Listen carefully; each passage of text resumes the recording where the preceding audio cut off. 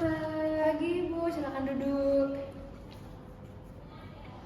Halo Ibu, bisa diperkenalkan terlebih dahulu, ibunya namanya siapa dan ini kucingnya namanya siapa? Saya dengan Ibu Iyam dan ini kucing saya namanya Miko, dokter. Oke, baik. Untuk Miko sendiri ini umurnya berapa dan berat badannya berapa, Bu? Dia umurnya 3 tahun, terus berat badannya 3,5 kilo, dokter. Baik, untuk Miko sendiri ini keluhannya apa ya, Bu? Jadi akhir-akhir ini Miko itu sering rontok bulunya, Bu, di kanan sama kirinya itu. Terus dia juga gatel-gatel. Kasihan saya lihatnya, Bu, dokter. Oke, untuk garuk-garuknya ini udah mulai sejak kapan ya, Bu? Dan apakah garuk-garuknya ini parah di pagi hari atau di malam hari? Udah semenjak 3 minggu yang lalu sih, dokter. Jadi dia itu awalnya rontok di sisi kanannya doang, tapi lama-kelamaan di kirinya tuh merembes juga, merembet gitu.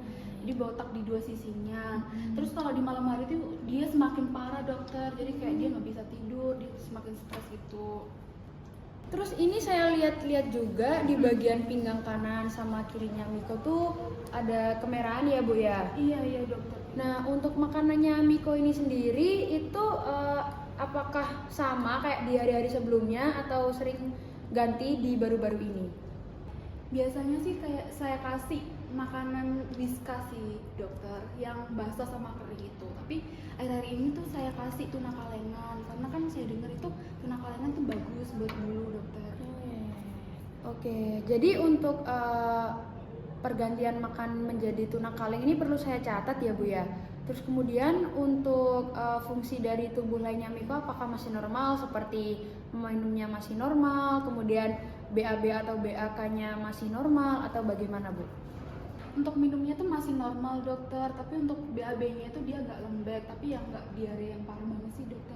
Oh ya, Bu, untuk kucing Miko sendiri ini apakah sudah pernah divaksin sebelumnya dan apakah kucing Miko ini juga sudah pernah terkena penyakit kutu atau penyakit jamur seperti itu, Bu? Kalau vaksin tuh sudah saya berikan sih, Bu, waktu sebulan yang lalu udah vaksin lengkap. Tapi untuk riwayat kutu itu dia udah sejak lama sih, Bu. Kayak dia masih kecil itu udah terkena kutu, tapi udah diobati secara tuntas. Oh ya, Bu, kemudian dia tuh di rumah apakah ada hewan lain atau saudaranya? Terus kemudian apakah dia sering keluar rumah atau main di lingkungan luar seperti itu, Bu?